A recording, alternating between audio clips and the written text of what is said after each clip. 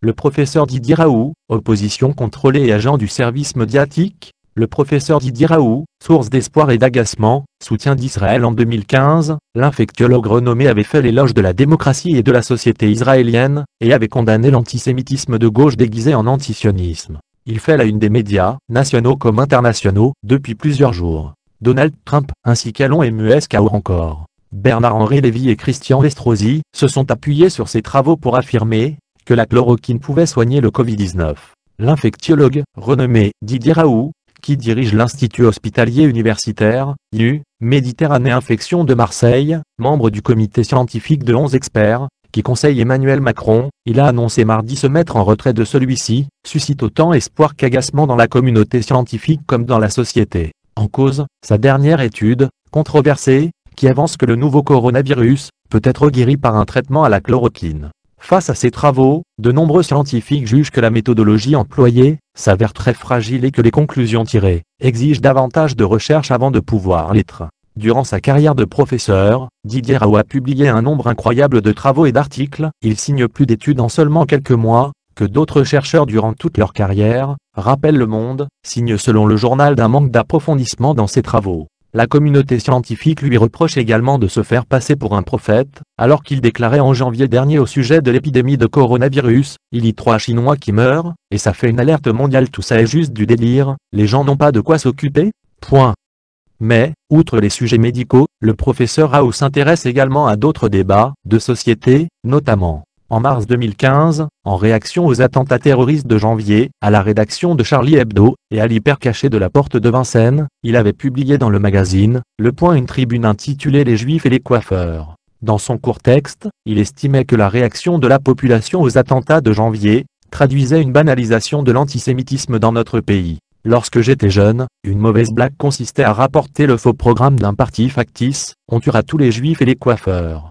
Immanquablement, ceci entraînait la question, pourquoi les coiffeurs? Une blague qui traduit abruptement l'idée que personne n'est surpris que l'on tue les juifs. Les événements de janvier 2015 confirment cet élément et me mettent mal à l'aise, écrivait le professeur. Il exprimait ainsi son dépit face à la réaction de la population française, digne quand il s'agissait du meurtre de journalistes de Charlie Hebdo, indigne quand il s'agissait de celui de 4 citoyens juifs quelques jours plus tard, que la France se mobilise pour défendre la liberté de la presse, même quand elle outrage les musulmans, la partie de la population déjà la plus humiliée, est une chose, qu'elle banalise la mort de 4 personnes tués dans un magasin cassé, non pas pour ce qu'ils ont fait, mais pour ce qu'ils sont, juifs, et bien plus grave. Le professeur estimait ainsi que la violence antisémite semble maintenant plus acceptée que l'atteinte à la liberté de la presse. Les manifestants auraient pu porter l'étoile jaune à côté de « Je suis Charlie » pour manifester leur solidarité avec les Juifs. Dans sa tribune, Didier Raoult accusait également la presse française d'ignorer la réalité au sujet du conflit israélo-palestinien.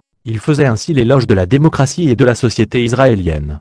20% des Israéliens sont de confession musulmane, et ont une représentation parlementaire comparable à celle de n'importe quelle démocratie, écrivait-il. L'armée israélienne comprend de nombreux musulmans, en particulier les Druzes, qui font la guerre au Hamas de la bande de Gaza comme les Égyptiens. Hélas, les Juifs ne peuvent vivre dans certains pays musulmans, parfois pas même les traverser, et le visa israélien sur un passeport peut vous empêcher de voyager dans un pays. L'inverse n'est pas vrai. En conclusion, il appelait à stopper l'antisémitisme de gauche déguisé en antisionisme, pour lutter efficacement contre la désinformation antisémite, et ne pas laisser perpétuer l'idée que ce sont maintenant les Juifs qui persécutent les autres religions. Didier Raoult a reçu 25 prix pour ses travaux, notamment le prix Saclay Lecturé de l'Université de Tel Aviv en 2008, rapporte son site internet. L'année suivante, il avait reçu le prix Khwarizmi International Award, remis à Téhéran par le président iranien. En France, il a également été fait commandeur de l'Ordre du Mérite, 2015, officier de la Légion d'honneur, 2011, chevalier de la Légion d'honneur, 2000, et chevalier de l'Ordre du Mérite. 1995. Lorsque j'étais jeune, une mauvaise blague consistait à rapporter le faux programme d'un parti factice, on tuera tous les juifs et les coiffeurs. Immanquablement, ceci entraînait la question, pourquoi les coiffeurs? Une blague qui traduit abruptement l'idée que personne n'est surpris que l'on tue les juifs. Les événements de janvier 2015 confirment cet élément et me mettent mal à l'aise. Que la France se mobilise pour défendre la liberté de la presse, même quand elle outrage les musulmans, la partie de la population déjà la plus humiliée, est une chose, qu'elle banalise la mort de 4 personnes tuées dans un magasin cassé, non pas pour ce qu'ils ont fait, mais pour ce qu'ils sont, juifs, et bien plus grave. l'horreur de la Shoah fut d'éliminer des hommes et des femmes au motif qu'ils étaient nés de parents juifs. La violence antisémite semble maintenant plus acceptée que l'atteinte à la liberté de la presse. Les manifestants auraient pu porter l'étoile jaune à côté de « Je suis Charlie » pour manifester leur solidarité avec les Juifs. Par ailleurs, la transformation de la guerre israélo-palestinienne en guerre judéo-arabe par une partie de notre presse ignore délibérément la réalité. En effet, 20% des Israéliens sont de confession musulmane et ont une représentation parlementaire comparable à celle de n'importe quelle démocratie. L'armée israélienne comprend de nombreux musulmans, en particulier les Druzes, qui font la guerre au Hamas de la bande de Gaza comme les Égyptiens. Hélas, les Juifs ne peuvent vivre dans certains pays musulmans, parfois pas même les traverser, et le visa israélien sur un passeport peut vous empêcher de voyager dans un pays. L'inverse n'est pas vrai. Au Moyen-Orient, à l'exception d'Israël, c'est en Iran que les Juifs sont les plus nombreux.